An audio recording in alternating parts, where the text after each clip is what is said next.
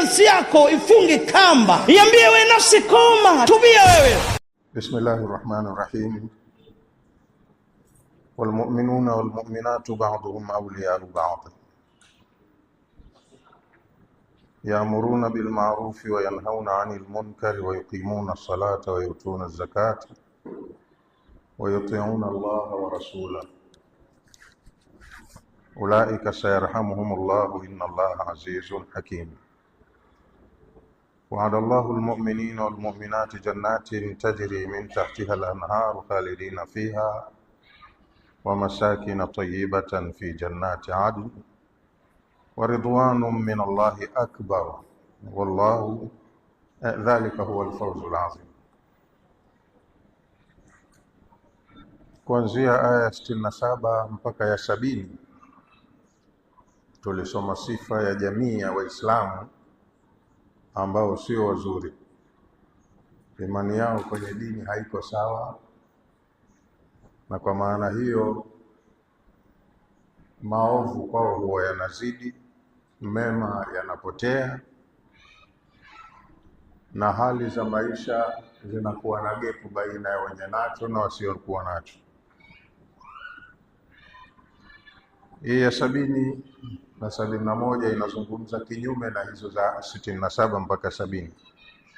71 na 72 ni dhidi ya hizo aya 67 mpaka 70. Walmu'minuna walmu'minatu ba'duhum awliya'u ba'd. Na waumini wanaume na waumini wanawake, ba'duhum awliya'u ba'd, baadhi yao ni mawali wa wengine.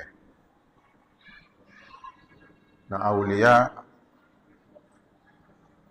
tunaitafsiri kwa Kiswahili vipenzi. Watu wa siku hizi wana lugha nyingi, husema washabiki, chawa na nini. Hawa waumini wanaume na wanawake wanaitwa awliya. Neno awliya kwenye wanafiki halikuwepo kwa sababu halifanani. Waumini wana mwongozo na maisha yao wanaishi kwa kufuata huo mwongozo, na mwongozo wa waumini unatoka kwa Allah. Kwa hiyo waumini wanaitwa awliyaullah, na maadamu wana huu mwongozo, na mwongozo sio wao na mwenyewe wao, kike kiume, hawako huru kujiamulia wanavyotaka wenyewe. Wanaishi kwa kutekeleza walivyoamrishwa na kwa kudhibiti walichoambiwa wakatazi wadhibiti.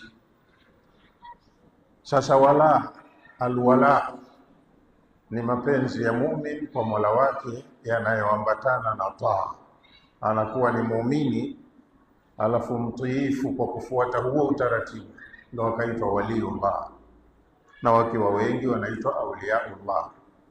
Na Allah kawaita ba'dhum awliya'u ba'd kwa sababu wote kuna mfumo wanaofuata, utaratibu wanaoenda nao, sio wao na hawana haki ya kurekebisha.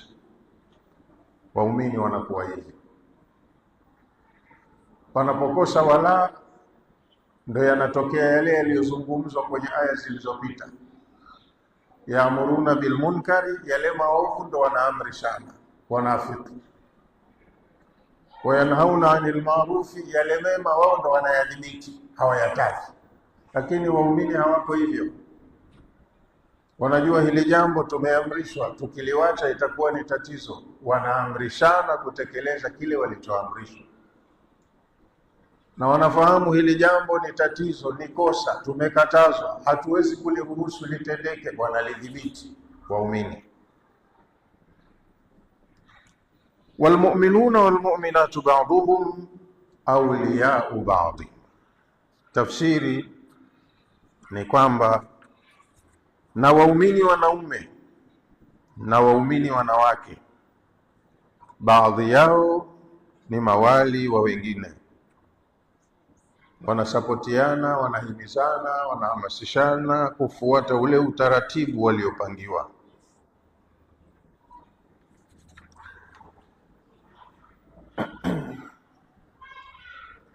Hum ikhwatun fi ddin,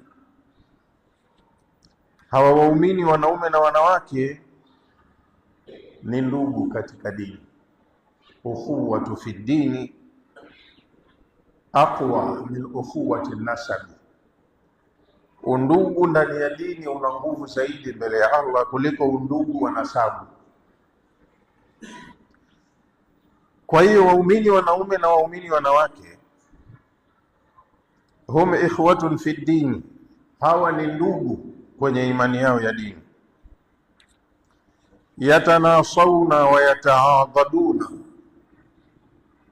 wananasihiana na wanasapotiana, wanapeana nguvu. Jamani, hili jambo tumeamrishwa, lisipotekelezwa maafa kwetu. Wanahimizana kulitekeleza waliloamrishwa.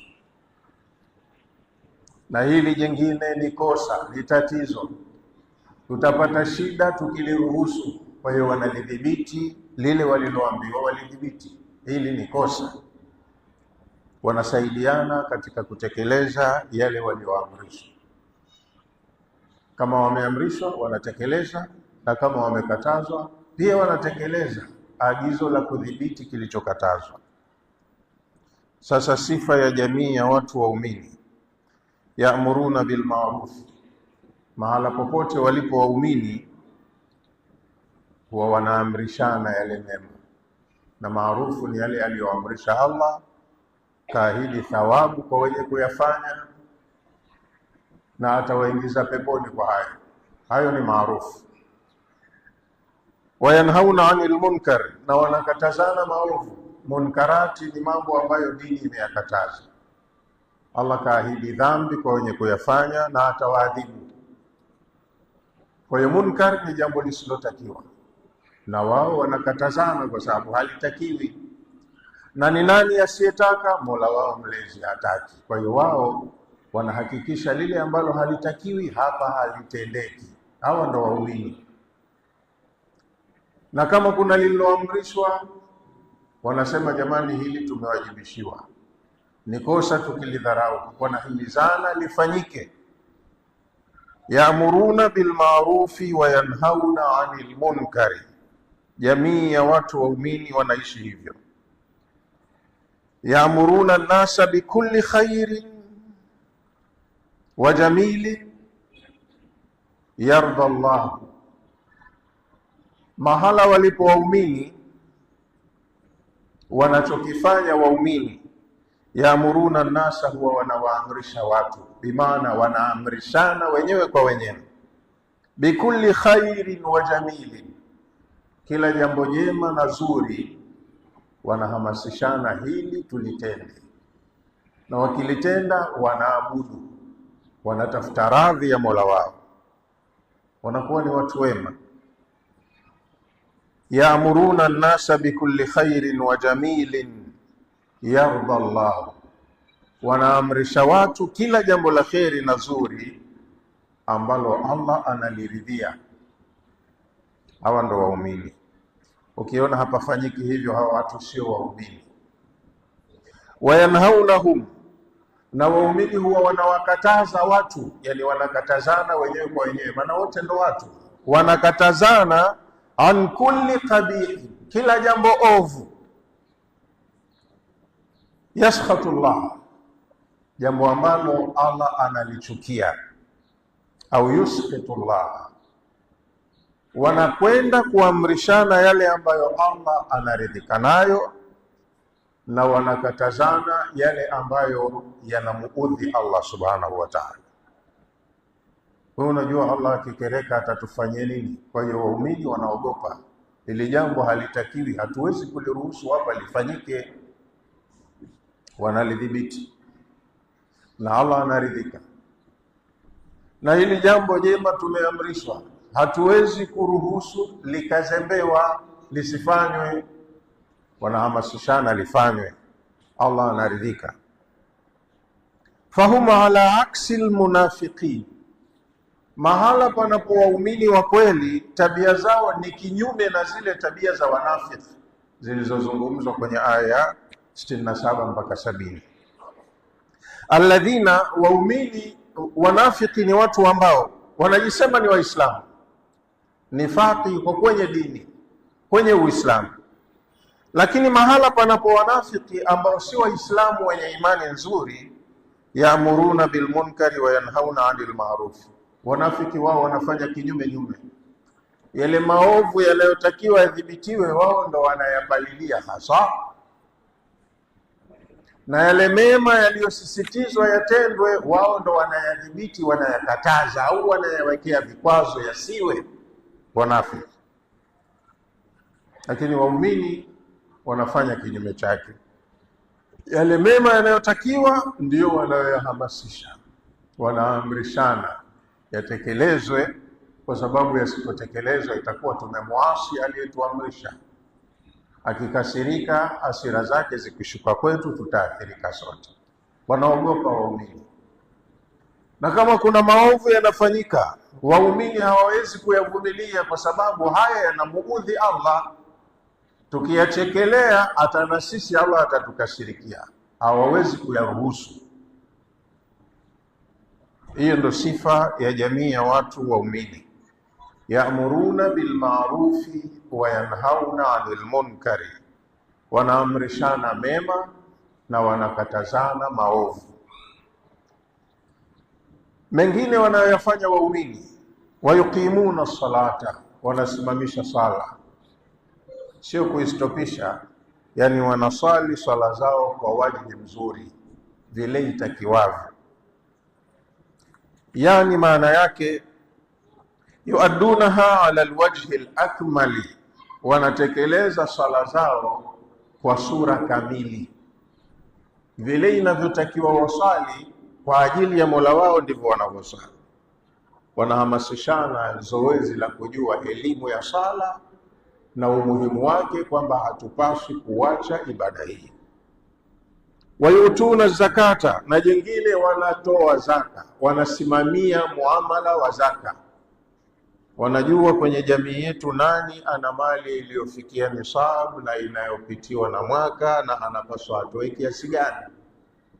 Kwa hiyo wanaostahiki kutoa wanajulikana, waumini wenyewe wanajuana, na wanaostahiki kupewa hiyo zaka wanajulikanwa, kwa sababu ni waumini wenyewe wanajuana.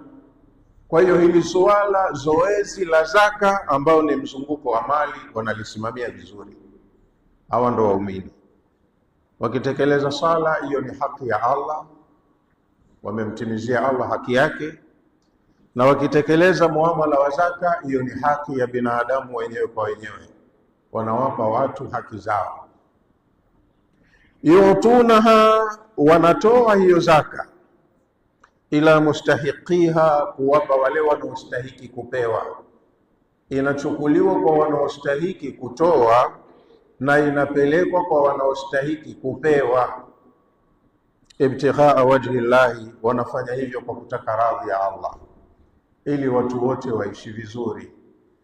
Kama mambo haya hayafanyiki na watu wakajiita Waislamu, mbele ya Allah hawawi Waislamu wazuri, hawajaukubali Uislamu. Na jingine wanalofanya waumini, linalopamba wasifu wa jamii yao, wayutiuna Allah wa rasulahu, waumini wanakuwa ni watiifu kwenye amri za Allah na amri za mtume wake. Lolote ambalo Allah kaagiza, waumini kwao sam'an wa ta'a, na lolote ambalo mtume kaagiza, kwa waumini kwao hakuna khiari, ni sam'an wa ta'a, wanasikiliza na wanatii. Yuti'una Allah wa rasulahu fi kulli amrin wa nahyin, wanamtii Allah na wanamtii mtume kwenye kila waliloamrishwa na kila walilokatazwa. Waliloamrishwa wanatekeleza, walilokatazwa wanahamasishana kukoma, kujizuia kulifanya. Ulaika sayarhamuhumullahu, hawa ambao wanatekeleza haya ndio ambao Allah atawarehemu. Ulaika, hao wenye sifa hizi, kuamrishana mema, kukatazana mabaya, kusimamisha sala na kusimamia zaka, na kuwa watiifu kwenye amri za Allah na mtume, ni hawa tu ndio ambao Allah atawarehemu. ulaika sayarhamuhumullahu, maana yake ulaika sayudkhiluhumullahu fi rahmatihi, watu wenye sifa hizi ndio ambao Allah atawaingiza kwenye rehema zake. Wayufidhu alayhim jalaila ni'matihi, na atawamiminia neema zake tukufu tukufu. Inna Allaha azizun hakim. Hili ni onyo, ijapokuwa linaonekana lina maneno mepesi. Inna Allaha azizun hakimu. Nyote mkigoma kutekeleza anavyotaka, bado Allah atabaki aziz, hamwezi kumshinda wala hamumtilii udhaifu kwenye ufalme wake. Atabaki na isa yake, hata mkigoma nyote kumsikiliza. Hakimun, mkiona mnafanya sivyo na bado mambo yanaenda sawa, mko shwari, hiyo ni kwa sababu ya hikma yake, sio kashindwa na nyie. Allah ana nguvu ya kufanya atakalo bila kukwazwa, lakini hakurupuki tu akatumia nguvu zake ovyo ovyo, ila hufanya kila jambo kwa hikma. Ukiona kuna dhalimu wanadhulumu, bado wanapewa uhai, afya, mali, ni kwa hikma ya Allah. Kwa nini anamwachia?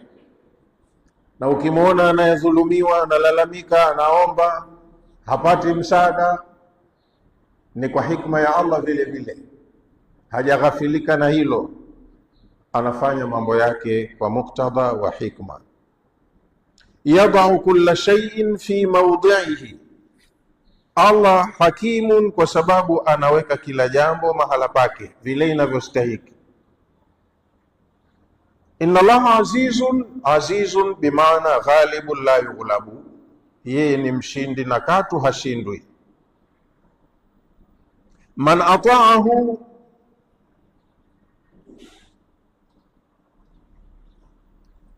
ghalibun la yughlabu, man ata'ahu,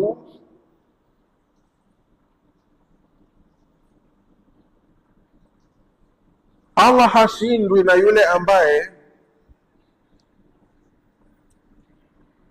alghalibu alladhi la yughlabu, yeye ni mshindi na ambaye hashindwi. Man ata'ahu wa yadhulla man asahu. Anamaanisha shekhe, Allah ni ghalibun, ni mshindi, na kwa sababu yeye ni mshindi mwenye nguvu asiyeshindwa, la yughlibu man ata'ahu, hashindi yule ambaye anamtii.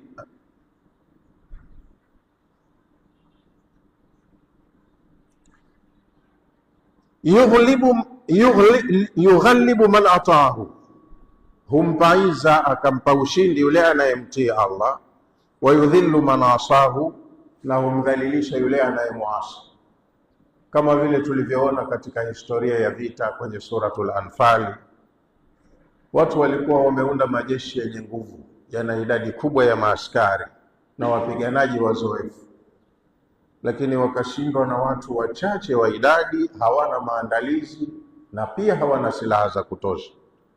Lakini wale wachache walikuwa wako pamoja na Allah, na Allah yeye ni ghalibu kwenye mambo yake, akawapa wale wachache ushindi ambao wako upande wake.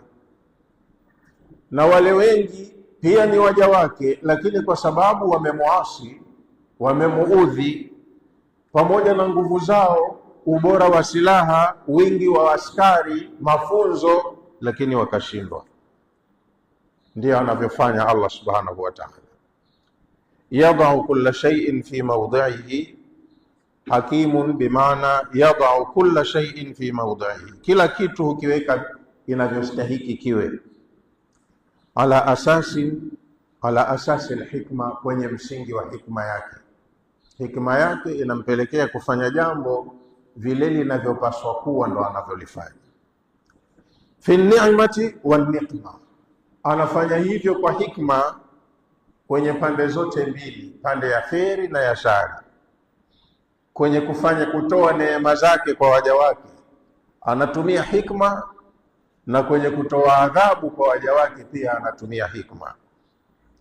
Wa'ada Allahu almu'minina walmu'minati jannatin tajri min tahtiha al-anharu Allah amewaahidi waumini wanaume na waumini wanawake, wale wanaoishi hapa duniani kwa sifa na vigezo vya imani, Allah amewaahidi jannatin, atawaingiza peponi, tajri min tahtiha al-anharu, hiyo pepo inapita mito chini yake. Wa'adahum ala imanihim, Allah amewaahidi waumini kwa sababu ya ile imani yao wanayoitendea haki, imani inayotendewa kazi. Waumini watendaji wameahidiwa bijannatin warifatin adh-dhilali, pepo kubwa ambayo ina vivuli ndani yake, haina jua kali, la yarauna fiha shamsan wala zamharira. Tajri min tahti ashjariha al-anharu, imeitwa janna kwa sababu ina miti, ardhi kubwa yenye rutuba, na uthibitisho wa kwamba ina rutuba ni kwamba kuna mito kwenye ardhi hiyo, inapita mito kwenye miti hiyo, miti ya shamba zake. Khalidina fiha, na watakaoingia huko peponi watakaa milele. Labithina fiha abada, watakaa peponi milele. La yazulu anhum naimuha wala yabidu, neema za peponi haziondoki wala hazizeeki, hazichakai zikaisha. Siku zote wataishi kwenye maisha ya neema tu. Na jengine watakalolipwa waumini watendaji, wa masakina tayyibatan fi jannati adni, si mashamba tu kwamba watakuwa porini, hapana. Wa masakina tayyibatan, watakuwa na mijengo mizuri, majumba ya kuishi mazuri, fi jannati adnin, kwenye pepo hiyo ya ukazi, pepo ya maisha yao ya milele. Yani wa manazila tayyib wa manazila yatibu fiha alaish, wametayarishiwa majengo ya kuishi ambayo maisha yao kwenye majengo yao yatakuwa mazuri mno. Fi jannati alkhuldi, kwenye pepo ya kuishi milele. Jannati alkhuldi wal iqama, ni pepo ya milele ambayo hapo ndo yatakuwa maisha yao ya kudumu. Qala al-Hasan, amesema mwana wa chuoni Hasan al-Basri, hiya qusurun min al-lu'lu'i wal-yaqut al-ahmari waz-zabarjad, majengo yao yatakuwa ni makasri, sio vibanda.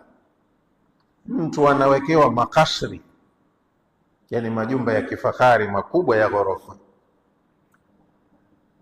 matofali yaliyojengewa ni ya vitu vya tunu vya ghali kama lulu, yakut, ambayo yakuti nyekundu.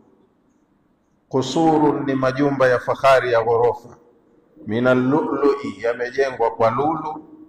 Wal yakut, na yakut ni vito vya thamani. Al ahmari, yakuti nyekundu.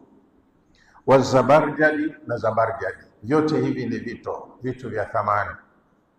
Hapa duniani ni bei mbaya. Sasa huko unakuta dhahabu nini ni chombo tu cha kutumia, sahani tu ya kulia. Hizo lulu, yakuti, zabarjadi unazikuta kwenye majengo ndio yamepambwa kwa vitu hivi.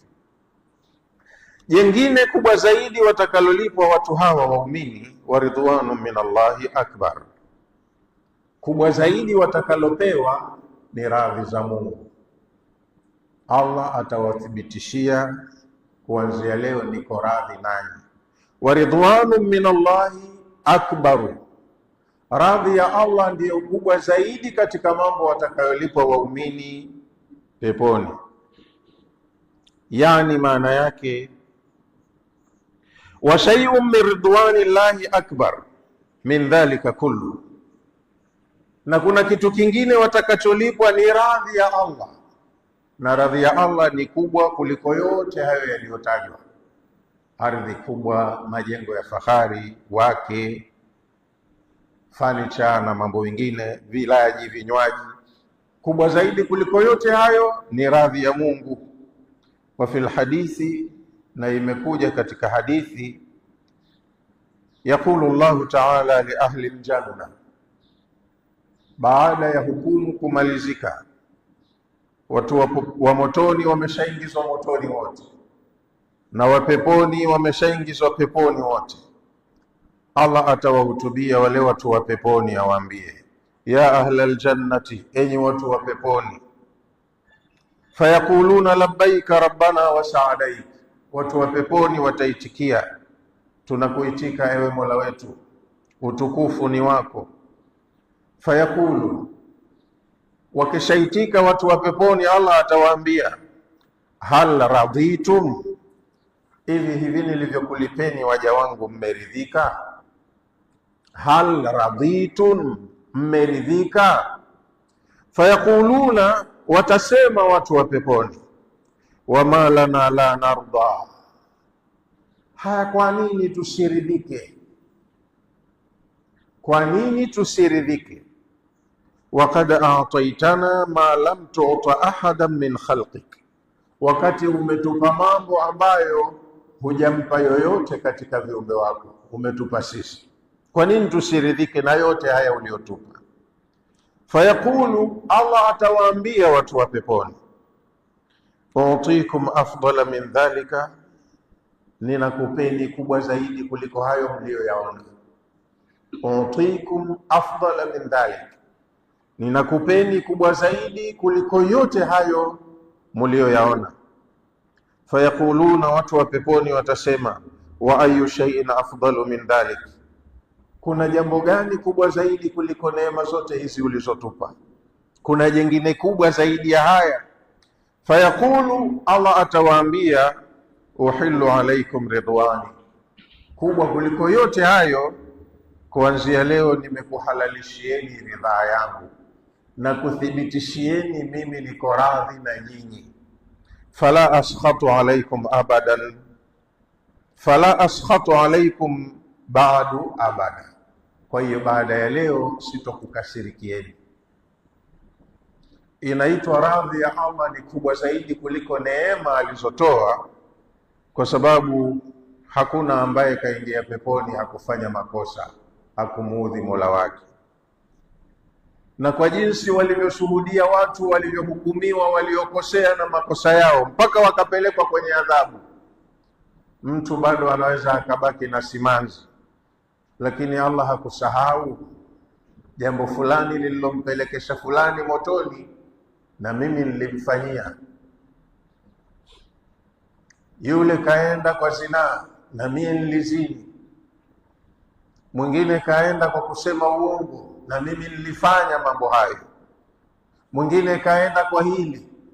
Sasa mtu akikumbuka makosa yake, hata kama hisabu imeenda sawa kafaulu, hatoishi kwa raha.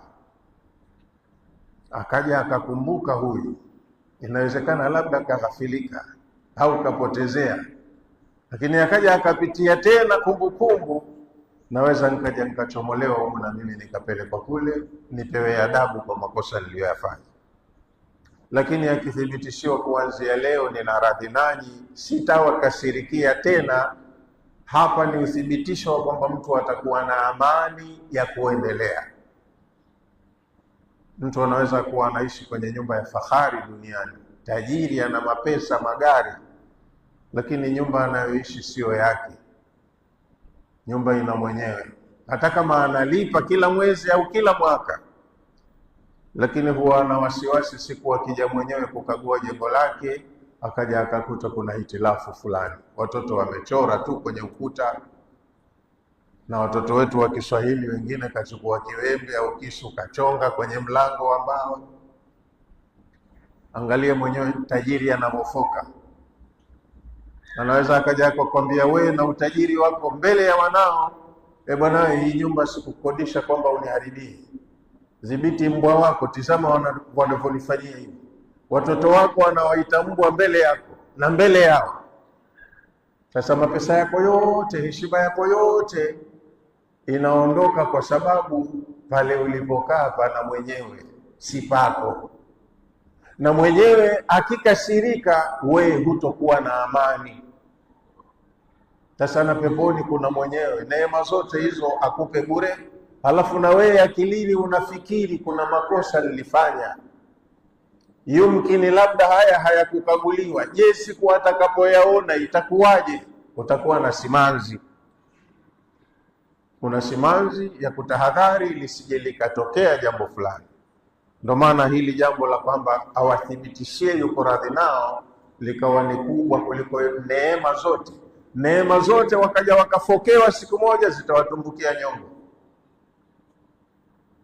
Kwa hiyo anawaambia alyawma, kuanzia leo, uhillu alaikum ridwani, ninakuthibitishieni radhi zangu na kuthibitishieni mimi niko radhi nanyi.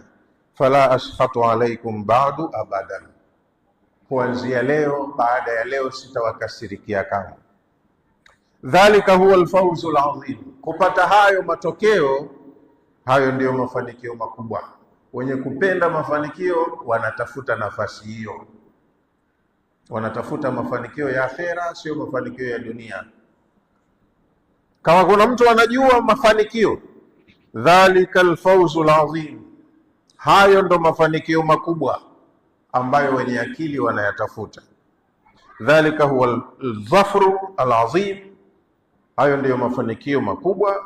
Alladhi la saadata ba'dahu, ambayo hakuna mafanikio tena makubwa zaidi baada ya hapo, ni kuingia peponi.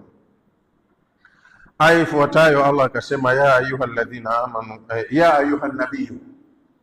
Ya ayuha nabiyu, anahutubiwa mtume mwenyewe. Ewe mtume mtukufu wa daraja, jahidil kuffara wal munafiqina waghluz alayhim. Ya ayuha nabiyu, ewe mtume mtukufu wa daraja, jahidil kuffara wal munafiqin, pambana na makafiri na wanafiki. Wanafiki na makafiri ni ndugu, dili yao moja. Tofauti yao ni kwamba mnafiki ni kafiri ambaye ukafiri wake kauficha, kavaa guo la imani nje, lakini matendo yao ndo yale yale na wanashirikiana. Kwa hiyo kaambiwa mtume awe makini na wanafiki na ndugu zao makafiri, apambane nao wasije wakawa kikwazo ya kuifikisha dini aliyopewa mahala panapostahili. Hawa ndo kikwazo. Maana wanafiki si tumeambiwa wanaamrishana maovu, na mtume kaambiwa aje yaondoe maovu. Wanafiki wanayadhibiti mambo mema yasiwe, yeye mtume ndo kaambiwa aje ayatimize hayo mema. Kwa hiyo kikwazo kwake yeye ni hawa wanafiki na makafiri. Kwa hiyo apambane nao mpaka lile alilotumwa liwe. Huwa alladhi arsala rasulahu bilhuda, Allah ndiye aliyemtuma mtume wake akampa mwongozo wa dini alhaqi, na akampa mwenendo mzima wa maisha ya watu wa haki, ndo dini. Liyudhhirahu ala dini kullihi, ili dini yake ya Uislamu iwe juu, ishinde dini zote zilizopo duniani. Walau kariha alkafirun, hata kama watakasirika makafiri. Kwa hiyo hapa kaambiwa ya ayuha nabiyu, ewe mtume, jahidil kuffara wal munafiqin, pambana na makafiri na wanafiki.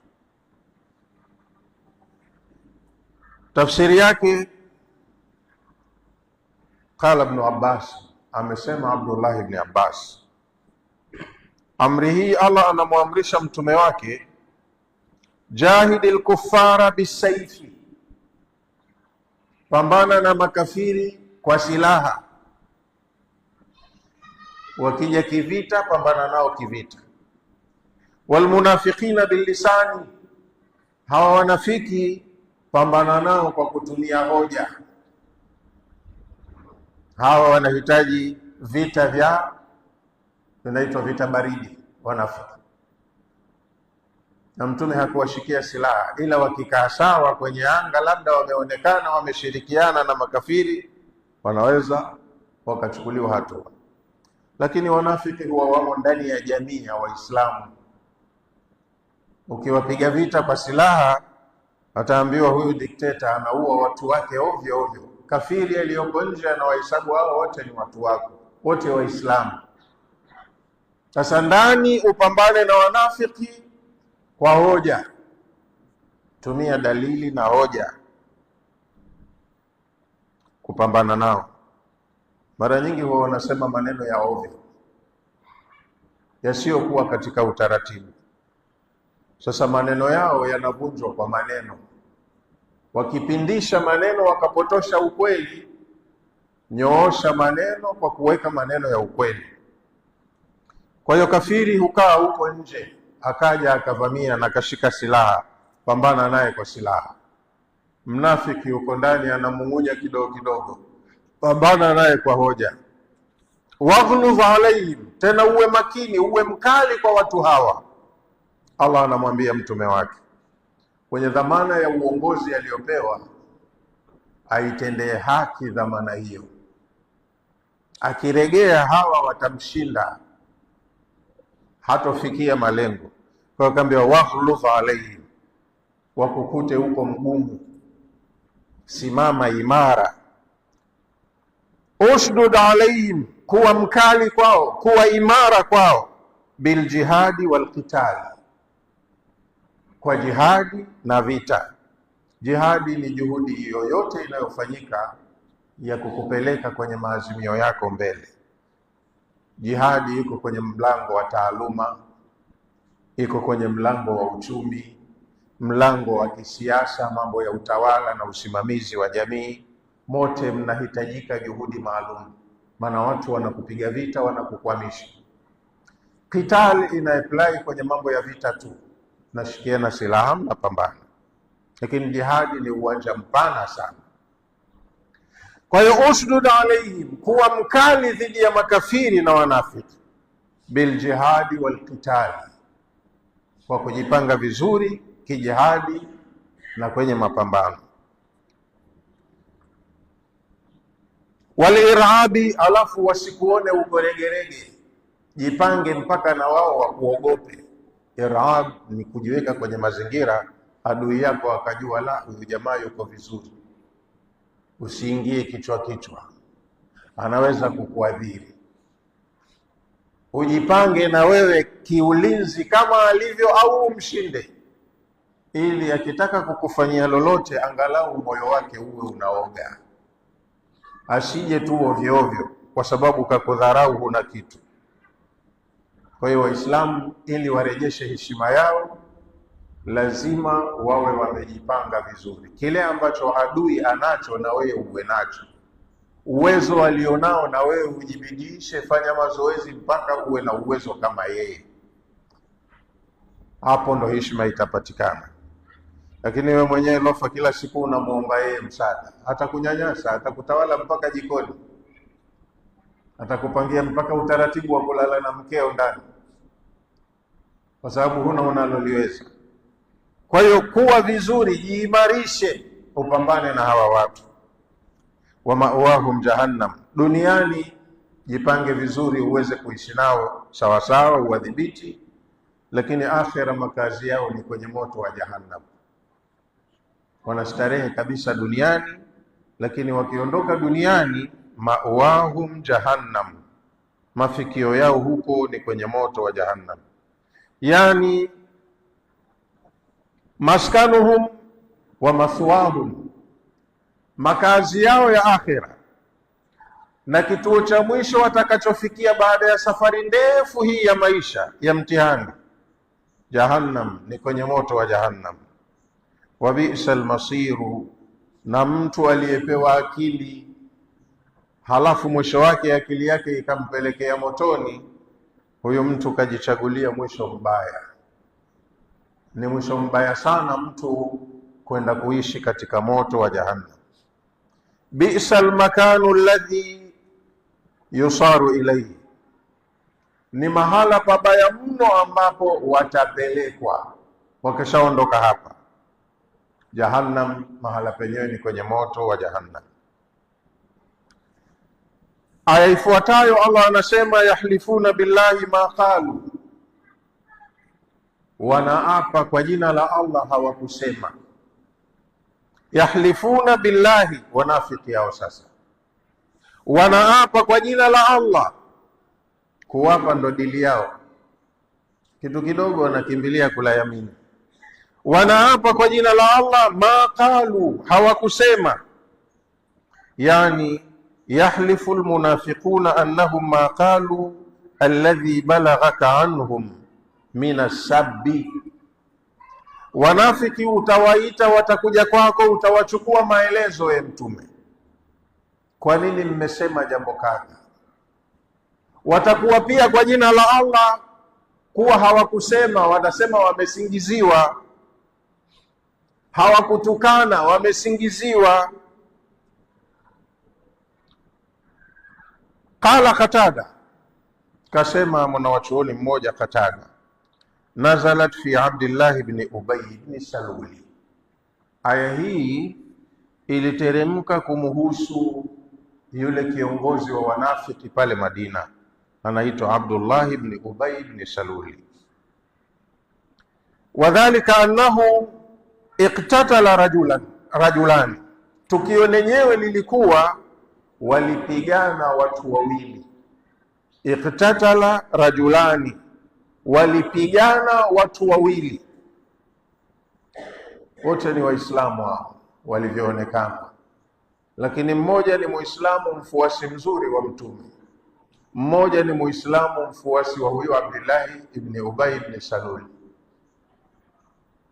Mmoja ni muhajiri, mtu ambaye asili yake ni Maka, mmoja asili yake ni Madina. Sasa huyo wa Madina ndo mwenzake Abdullah ibn Ubay ibn Salul.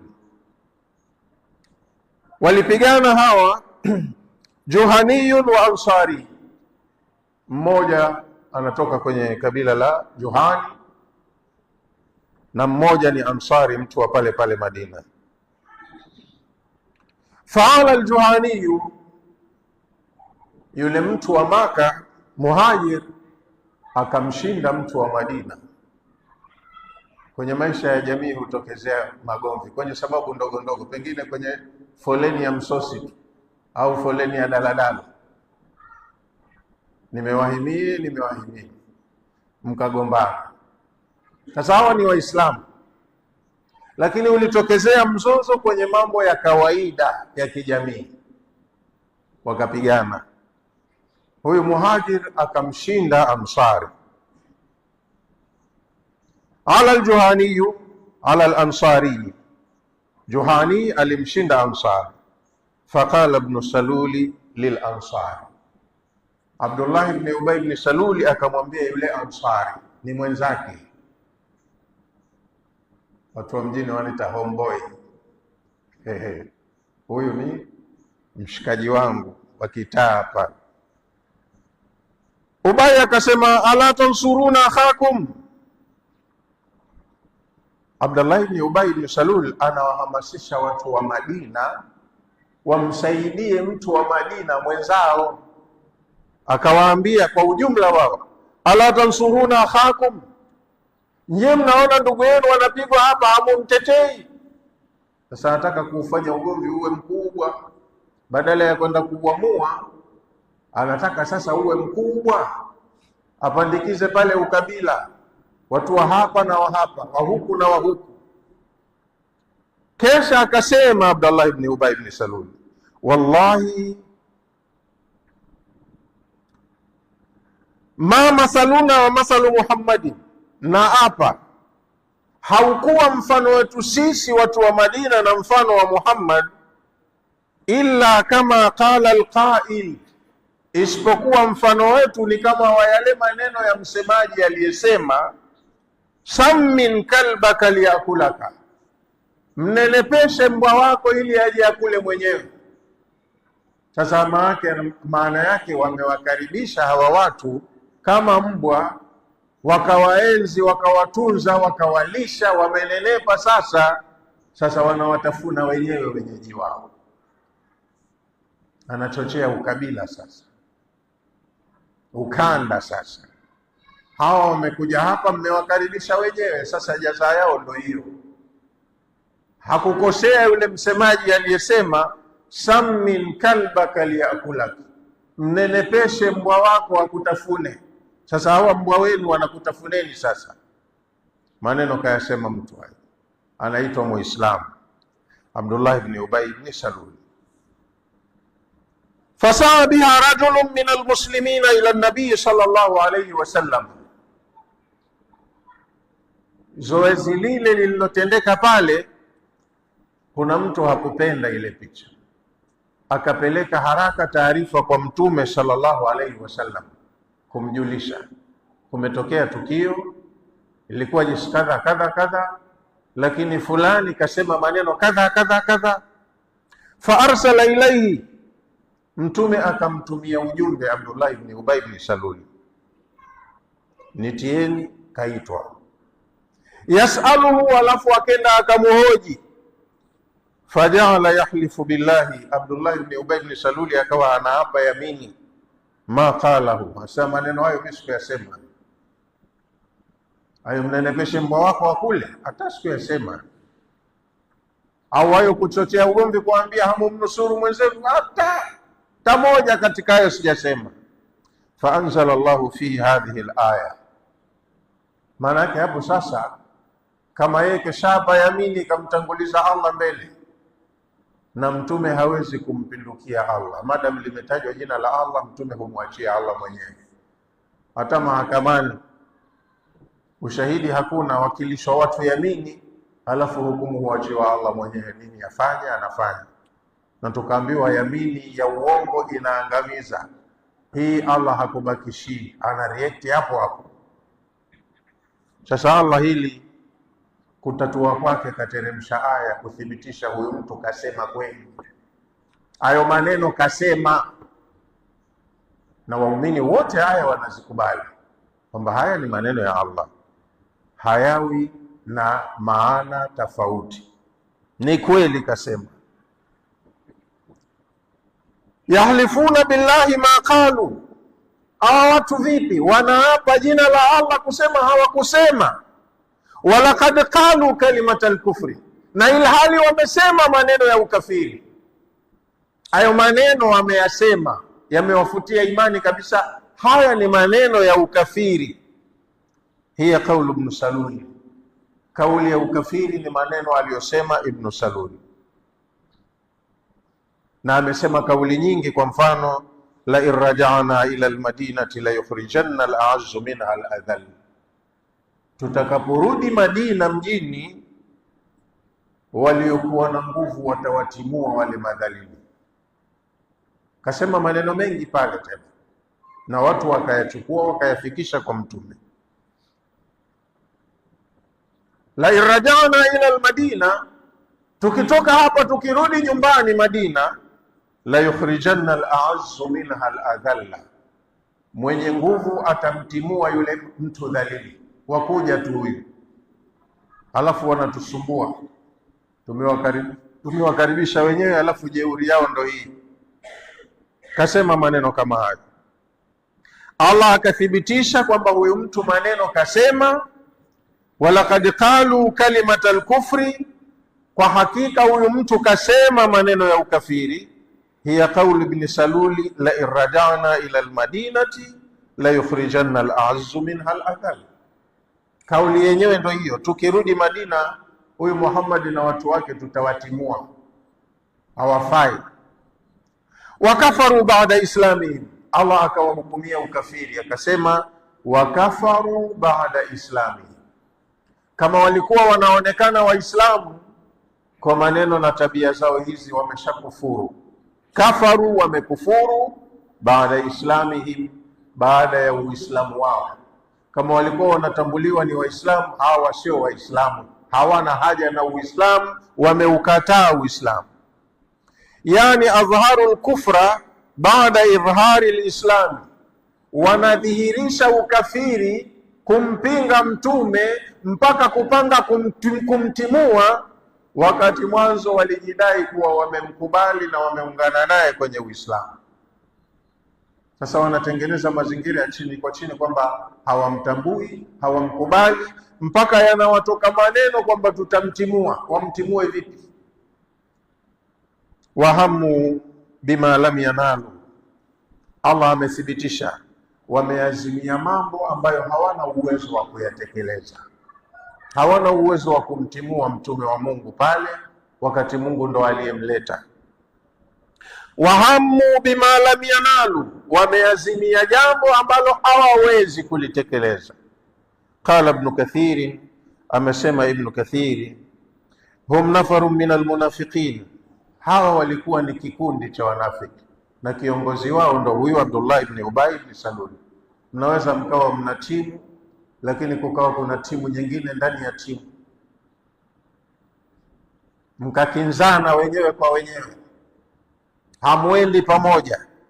Kwa hiyo wote walikuwa wanaonekana ni Waislamu, lakini kuna kundi ndani ya huo Uislamu linaupinga ule Uislamu au linaukataa uongozi uliopo. Hamu bilfatki bin nabii sallallahu alayhi wasallam, waliazimia wamtoe mtume aondoke arudi kwao au atafute mahala pengine aende. Hili walilipanga walifanye inda audatihi min Tabuk, atakapotoka kwenye safari yake ya kijeshi ya Tabuk, akirudi Madina wamtengenezee zengwe atimuke aondoke. Wakanu bid'ata ashara rajulan, walikuwa ni timu ya watu 10 watu 10 hawafiki hata 100, lakini wasumbufu kweli kweli walikuwa. Kwa hiyo wametengeneza kikundi ndani ya kundi la watu waumini. Wama naqamu, na hakuna lililowaudhi, hakuna walilokosewa.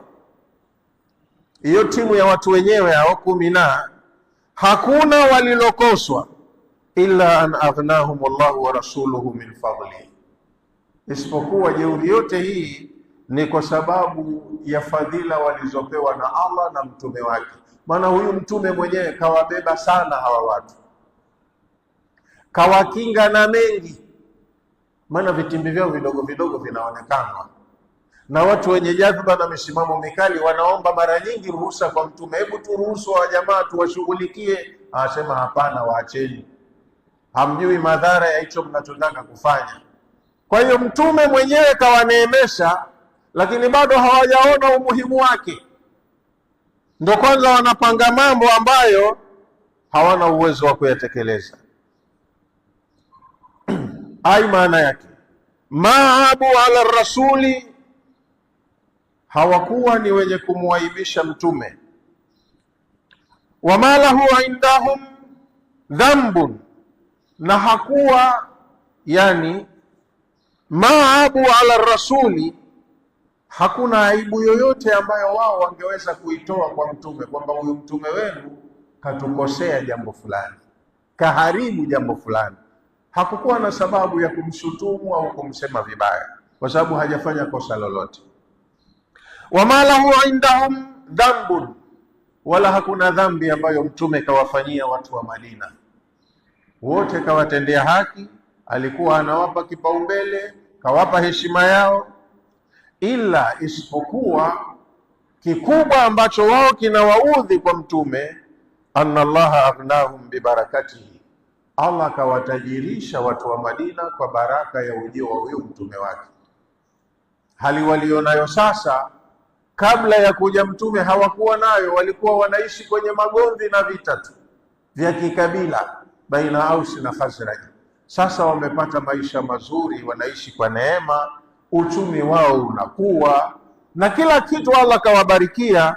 Jeuri hiyo ndo maana sasa wanaanza kuwa na batara kwa sababu ya kipato.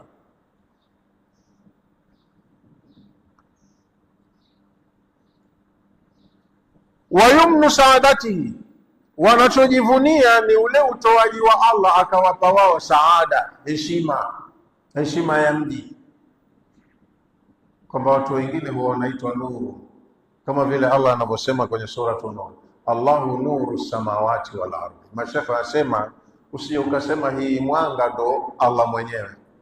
Nuru ni neno wanalitumia Waarabu, hata kwa mtu wamwita fulanu nurun fi baladihi, fulani ni nuru katika mji wake. Nuru kazi yake kuangaza. Kwa hiyo inawezekana nchi au mji ukawa una mashaka sana, lakini yale mashaka yakaja yakaondoka kwa sababu ya mtu mmoja tu. akaja kwa uwezo aliopewa, akatumia juhudi zake, akawaondoshea yale yaliyokuwa yanawathakili, akawapeleka mahala pazuri, kama alivyofanya mtu mmoja tu, Talut, kuondoa maafa ya ukoloni kwenye taifa lake la Israeli. Akaondoa taifa kubwa la wakoloni wababe wenye nguvu, heshima ikarudi kwa watu wengi, pamoja na ambao hawakushirikiana naye wakabaki na heshima. Kwa yule alikuwa kwao ni nuru, kaja kuwaangazia mpaka wakakaa kwa upende. Sasa kaja Mtume, Madina ilikuwa vibaya. Sasa hivi kuanzia kuja kwake Madina imebadilika, iko vingine. Pamoja na yote mazuri walioyapata kwa mtu huyu, bado hawa wachache wanamshutumu tu, hawaoni umuhimu wake. Kwa hiyo kilichowaponza, kilichowakera labda ni hii neema ya Allah aliyowaneemesha kuwaletea mtu huyu aliyekuwa ni sababu ya mabadiliko kwenye eneo lao. Wa hadhihi sigha hii ya maneno tukalu haithu la dham, huwa inasemwa wanamfanyia fujo, wanamfanyia shari mtu ambaye hajawafanyia kosa lolote, hana baya alilowafanyia, lakini batara tu na jeuri ya kipato ndio inawafanya wafanye wanayoyafanya. Thumma daahum tabaraka wa taala ila taubati faqala, halafu Allah akawahamasisha watubie, kawalaumu mpaka akawatia makosani, halafu bado kawapa fursa watubie. Hakuwaangamiza, hakuwaadhibu, lakini kawasema nao kwa maneno makali. Halafu Allah akawataka watubie, kawapa bado fursa warudi. Akasema fa intabu yaku khairan lahum, baada ya kuwatia hatiani wanaapa kwa jina la Allah. Hawakusema na wakati wamesema maneno ya ukafiri na wamekufuru baada ya Uislamu wao. Sasa fursa ya kutubia ninawaachia. Fa intabu yaku khairan lahum, kama watatubu makosa yao haya itakuwa ni kheri kwao, wamepewa fursa watubu. Lakini wengine hawa hawakutubu mpaka wamekufa na unafiki wao. Fa intabu anil nifaqi, wakatubu wakaachana na tabia yao ya unafiki, yakun rujuhum wa taubatuhum khairan lahum wa afdal, kurudi kwao wakafuata utaratibu na wakamtii kiongozi wao na wakatubia makosa yao mbele ya Mola wao, itakuwa ni kheri kwao na ni bora wafanye hivyo. Wa in yatawallau, lakini wakikataa kutubu, wa in yatawallau, wakikataa kupokea fursa hiyo ya kutubu, yani in yuridu wa yasirru ala nifaqi, kama watakataa kutumia fursa ya kutubu wakang'ang'ania tabia yao mbaya ya unafiki, yuadhibuhum Allahu adhaban alima, Allah atawaadhibu watu hawa adhabu mbaya, adhabu inayouma. Yuadhibuhum adhaban shadida, Allah atawaadhibu adhabu kali fi dunya wal akhirah, atawapangia jambo baya duniani na wakiondoka wanaenda akhira vibaya vile vile. Fi dunya bil qatli, Allah anaweza akawaadhibu duniani kwa kuuawa, wataingia mtegoni hawa wauawe, wal asri, na wengine wakamatwe kama mateka wadhaliliki. Wa fil akhirah, na anaweza akawatengenezea Allah mazingira wakiondoka duniani kwa aina yoyote ile ya kuondoka, huko akhira akenda akawatia kwenye adhabu binari, atawaadhibu kwa moto, wa shakhtin aljabbar, wataenda motoni wakiwa wamekasirikiwa na Allah ambaye ni Jabbar. Duniani wanaweza wakapangiwa adhabu yoyote ya duniani, na wakiondoka kwa adhabu hiyo hiyo, akhera bado hawajasalimika, watakwenda kwenye adhabu ya akhera ya kudumu wakiwa wamechukiwa na Allah subhanahu wa ta'ala. Wama lahum fil ardi min waliyin wala nasir, na watu hawa hapa duniani hata kama wanajiona wanakinga, wanajipendekeza kwa Mayahudi, wanajipendekeza kwa Makureishi washirikina, kwa kuona wale wana nguvu kuliko Muhammad, hapa duniani wasitegemee kuwa kuna nguvu itakayowanusuru. Wama lahum fil ardi, wanafiki hawa hapa duniani hawana hapa kwenye ardhi ya Allah min waliyin, msimamiaji wa mambo yao atakayewatetea, atakayewanusuru. Min waliyin wala nasir, hawana walii atakayesimamia mambo yao, wala hawana wanusuru wakawasevu na atakayewaamulia Allah. Laisa lahum, hawatakuwa naye man yunqidhuhum min aladhabi, yoyote atakayekuwa na uwezo wa kuwaokoa na adhabu, au yashfa lahum, au atakayewaombea, fayukhalisuhum, akawanusuru au akawakomboa, wayunjihim yawma alhisab, na akawaokoa na adhabu ya Allah siku ya malipo, siku ya Kiyama. Duniani yatawafika ya kuwafika, watakosa mtetezi, na akhera watahukumiwa watakavyohukumiwa, watakosa mwombezi. Unafiki ni jambo baya. Kutokana na muda, inshallah tutaika hapo leo. Tutakuja kuendelea na aya inayofuata kwenye darsa ijayo biidhnillahi taala. Aya inayofuata ni ya 75, tunaishia kwenye aya ya 74 hapo.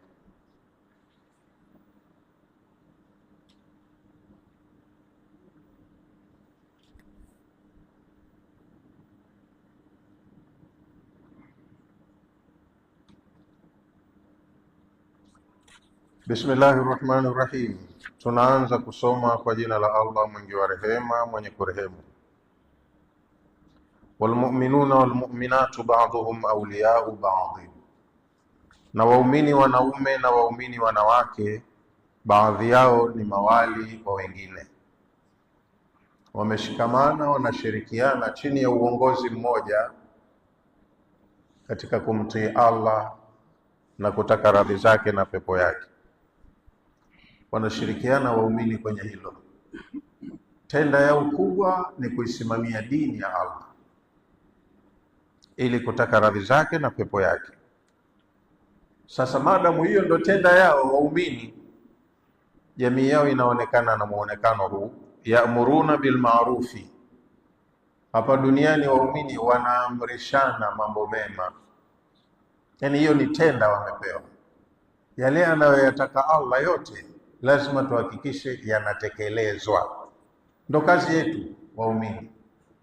Wayanhauna anil munkari, na waumini mahala walipo kike kiume wanayakataza au wanakatazana mambo maovu, yale ambayo Allah hayataki. Tunatakiwa tushikamane kuhakikisha hapa kwetu haya hayafanyiki. Wayuqimuna salata, na waumini wanaume na wanawake wanasimamia suala ambalo ni wajibu wa kila siku. Allah ametuamrisha swala 5 za faradhi kwenye kila siku yenye masaa 24. Kwa muumini yote mukallaf, mtu mzima baligh mwenye akili, lazima jambo hili litekelezwe. Wakati huo Uislamu una nguvu, hasubutu mtu kuacha sala, maana kitendo cha kutokuonekana unasali tu unahesabika wewe ushakufuru. Sasa unaweza ukachukuliwa ukenda ukatakiwa utoe maelezo kwa nini utekelezi. Na ndio maana mpaka wanafiki wanaingia msikitini pakiadhiniwa tu wao, sababu wanajua hili swala linachukuliwa uzito wake seriously. Wanasimamia swala waumini wanaume na wanawake. Wayutuna zakata, na wanasimamia zoezi la zaka. Wanajuana wenye uwezo wa kutoa na wanatoa kiasi gani kinachukuliwa. Zaka ikishafikia kiwango, sio mali yako, itoe. Na wanajulikana wanaostahili kupewa, wanapewa. Waumini wanasimamia zoezi hilo. Wayutiuna Allah wa rasulahu, na waumini wanaume na wanawake ni watiifu kwenye amri za Allah na mtume wake. Ulaika sayarhamuhumullahu, hawa ndio ambao Allah atawarehemu. Allah atujalie nasi tuwe ni miongoni mwa hao. Inna Allaha azizun hakim. Mkikataa kuwa na sifa hizi, muelewe Allah ana nguvu, hamwezi kumpindua. Atabaki na nguvu zake tu, lakini hakurupuki akatumia nguvu zake ovyo, kwa sababu hufanya mambo yake kwa hikma ya hali ya juu. Wa'ada Allahu almu'minina walmu'minati jannatin Allah amewaahidi waumini wanaume na wanawake pepo, tajri min tahtiha al-anharu, pepo hiyo inapita mito chini yake, kwenye miti yake na kwenye majumba yake. Khalidina fiha, watakaa humo peponi milele. Wa masakina tayyibatan fi jannati adn, na wamewekewa mijengo mizuri tu kwenye pepo ya maisha ya milele.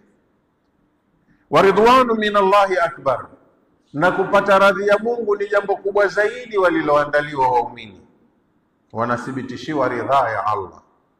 Dhalika huwa alfawzu alazim, hayo ndiyo mafanikio makubwa. Ya ayuha nabiyu, ewe mtume, jahidi lkuffara walmunafiqin, pambana na makafiri na wanafiki. Waghludh alaihim, na usilegee, wakukute huko mgumu, uwe strong, kuwa shujaa.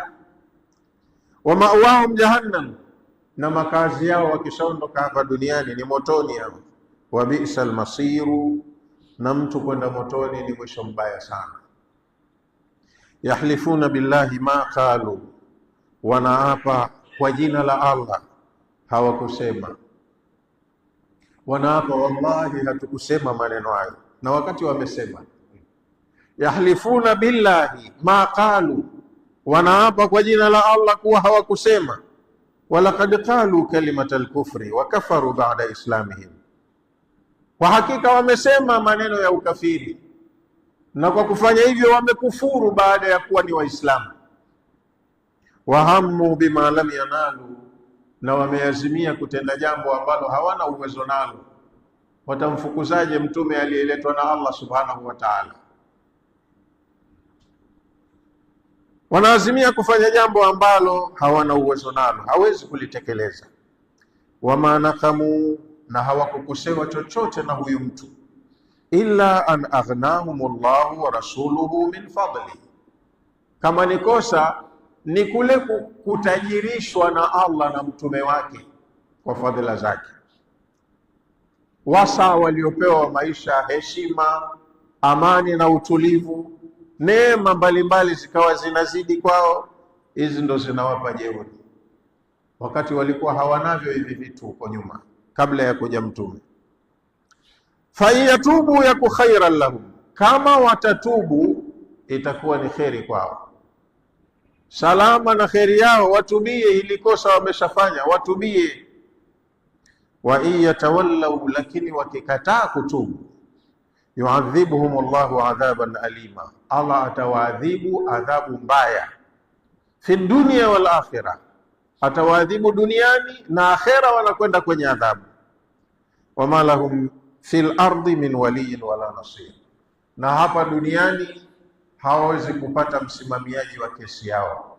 Allah akishawahukumia la kuwapa duniani, hawatopata mtetezi, wala akhera hawatopata atakayewanusuru kutokana na adhabu ya Allah.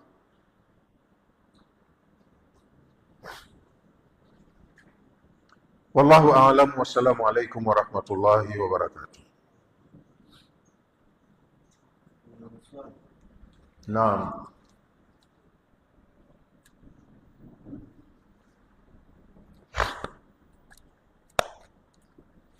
Kiapo kinachostahiki kafara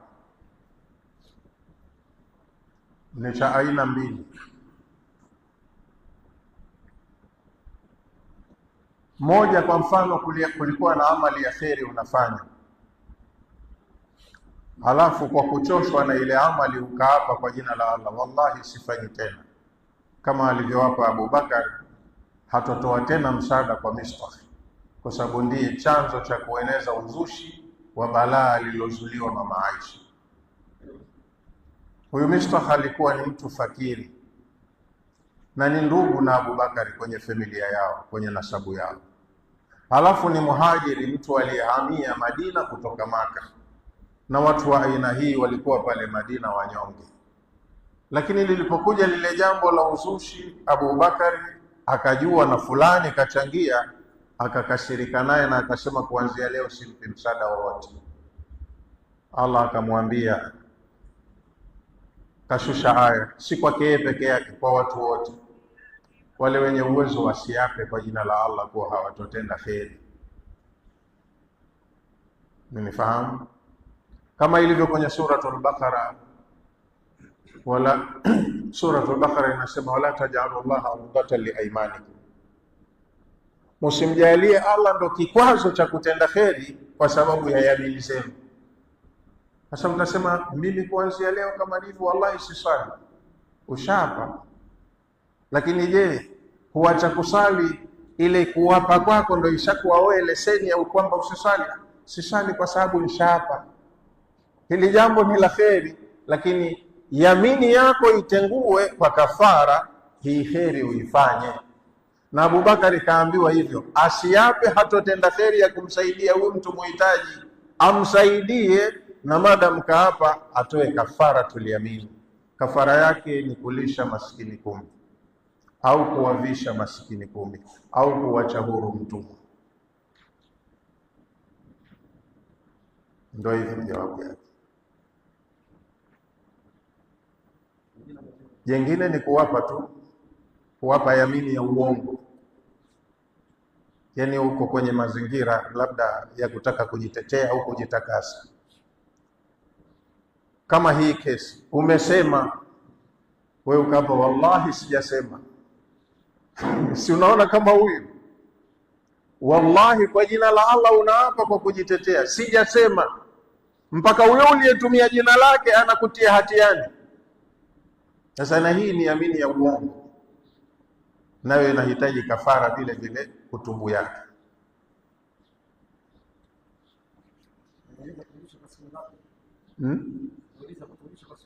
Kwa siku ngapi? Vipi umeambiwa ulishe maskini 10? Hata ukiwapa msosi siku moja, wewe lisha maskini 10, usiulize sana kama wale watu wa ng'ombe. Maskini 10 unawapa kwa mpigo. Umefahamiana? Sawa sawa, kama utapika uwaite waje wale, au utawapa gharama wakale wenyewe. Wewe umeambiwa lisha maskini 10, lisha maskini 10.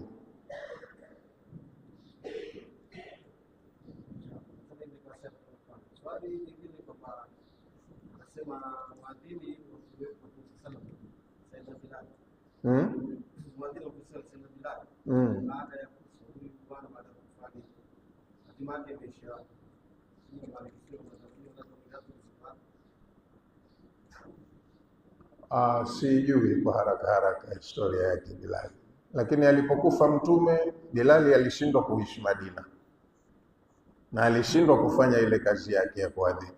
Alitoka Madina na akaenda akaishi Sham. Wakati wa ukhalifa wa Umar, maana baada ya Mtume kakaa Abubakari miaka 2. Baada ya Abubakari ndo akashika Umar, kakatawala miaka 8. Kwa hiyo Umar alipofanya ziara zake za kikazi kwenda Sham, akamkuta kule Bilali, akamwambia napenda leo uadhini.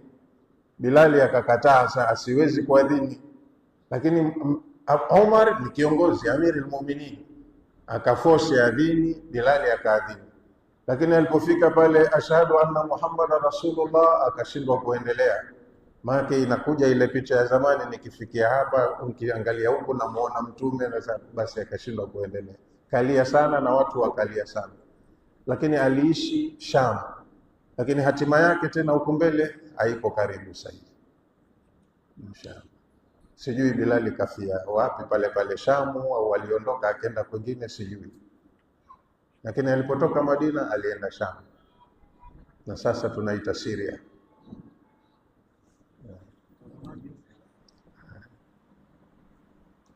Bismillahirrahmanirrahim. Alhamdulillahi rabbil alamin wassalatu wassalamu ala rasulillahi sallallahu alayhi wasallam. ربنا تقبل منا إنك أنت السميع العليم وتب علينا إنك أنت التواب الرحيم واغفر لنا وارحمنا إنك أنت الغفور الرحيم. ربنا آت نفوسنا تقواها وزكها أنت خير من زكاها أنت وليها ومولاها. ربنا جملنا بالعافية والسلامة وحقق لنا التقوى والاستقامة وأعذنا من موجبات الندامة إنك سميع الدعاء. ربنا اغفر للمؤمنين والمؤمنات والمسلمين والمسلمات الأحياء منهم والأموات برحمتك يا أرحم الراحمين. وصلى الله على نبينا محمد وعلى آله وصحبه وسلم. Alhamdulillahi rabbil alamin.